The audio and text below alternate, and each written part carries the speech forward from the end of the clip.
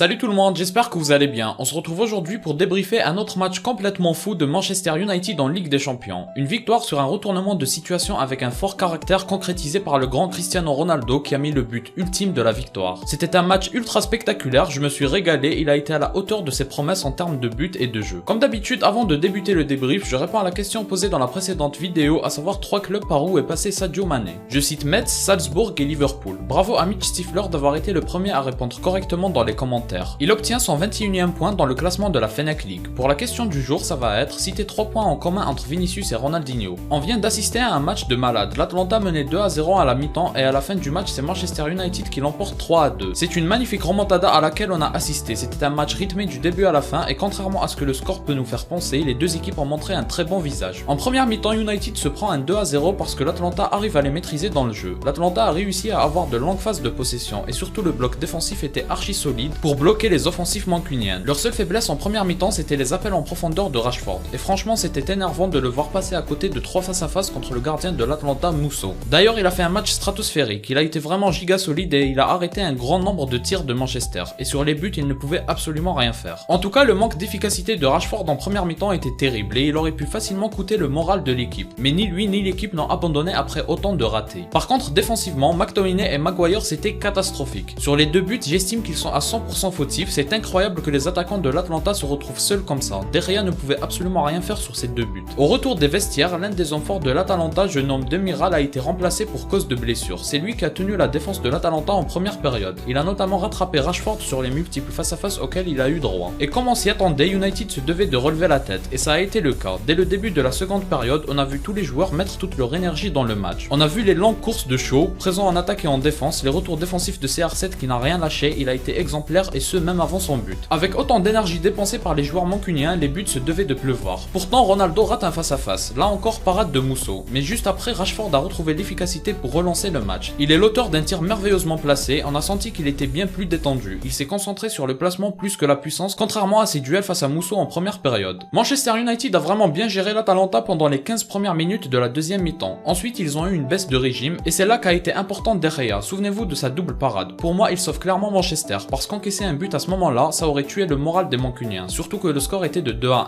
Bref, la suite vous la connaissez, malgré que le match se soit rééquilibré, c'est Manchester qui marque le but de l'égalisation. Très bon tir précis de Maguire et quelques minutes plus tard, c'est Ronaldo qui inscrit le but de la délivrance. Il a été incroyable, non seulement il a fait des retours défensifs, mais il s'est beaucoup proposé dans le jeu. Il a cherché à combiner bien plus qu'être solitaire et il est récompensé pour les efforts monstrueux qu'il a fournis. C'était incroyable comme moment, exactement comme contre Villarreal. Qui d'autre que Ronaldo pour offrir le meilleur des spectacles aux supporters. Si on se concentre sur les joueurs, Greenwood a été invisible. Première et deuxième mi-temps, il servait vraiment à rien sur le terrain. De l'autre côté, on a Rashford qui a été très important, mais son manque d'efficacité aurait pu coûter le match. Donc j'ai envie de dire qu'il a été très bon, mais il y a le reproche de l'efficacité. On voit toute la différence avec lui contrairement à Sancho. Ses appels en profondeur sont excellents et ils offrent une vraie option dans le jeu mancunien. Je trouve qu'ils en avaient bien besoin vu qu'ils ont beaucoup de mal à se créer des occasions dans le jeu. On a vu que contre Leicester, l'égalisation venait grâce à un appel en profondeur de Rashford. Ça offre une vraie option qui améliore le jeu de Manchester United de vraiment beaucoup. Une option sur les contres, ça change tout et on l'a trop souvent vu avec le PSG. Ronaldo a été exceptionnel sur ce match, présent du début à la fin, attitude impeccable, retour défensif, combinaison, but de la victoire, franchement c'était parfait comme match. J'ai vraiment rien à lui reprocher si ce n'est le face-à-face perdu en début de deuxième mi-temps. Maguire a été catastrophique en première mi-temps mais il se rattrape bien avec son but, De Gea a été important quand il le fallait. Le reste des joueurs ont été à l'image du match de Manchester, pas assez bon en première mi-temps et excellent en deuxième mi-temps. Et bien sûr avant de finir il faut noter la qualité de passe de Bruno Fernandes. J'espère que vous aussi vous vous êtes régalé devant ce match, si vous avez aimé laissez un like et abonnez-vous pour me soutenir, moi je vous dis à la prochaine, portez-vous bien.